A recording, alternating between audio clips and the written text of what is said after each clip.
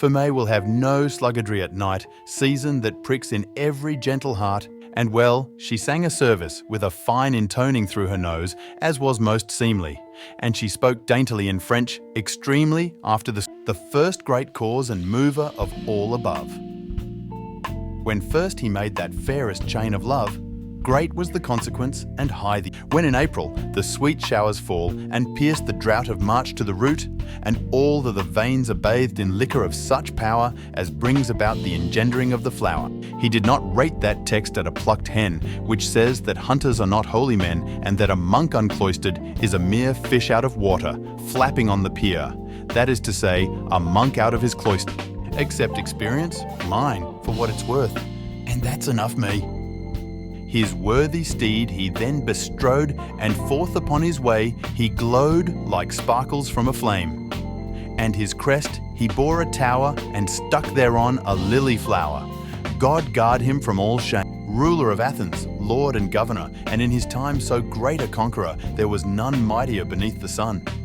And many a rich country he had won, what with his wisdom and his troops of horse. People may guess or frame a supposition, but I can say for certain it's no lie. God bade us all to wax and multiply. That kindly text I well can understand. A livelihood, I do not preach in vain. There's no apostle I would counterfeit. I mean to have money, wool and cheese and wheat. Her table was usually set with only white and black milk and dark bread, of which there was no shortage, and sometimes there was broiled bacon and an egg or two.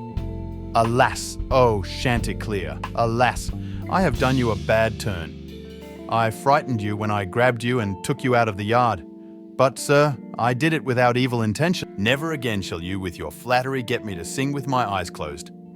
For he who closes his eyes when he should watch, God let him never prosper. For crowing, there was not his equal in all the land. His voice was merrier than the merry organ that plays in the church, and his crowing from his resting place was more trustworthy than a clock. Shame on you! You know I cannot love a coward by my faith. Haven't you a man's heart, and haven't you a beard?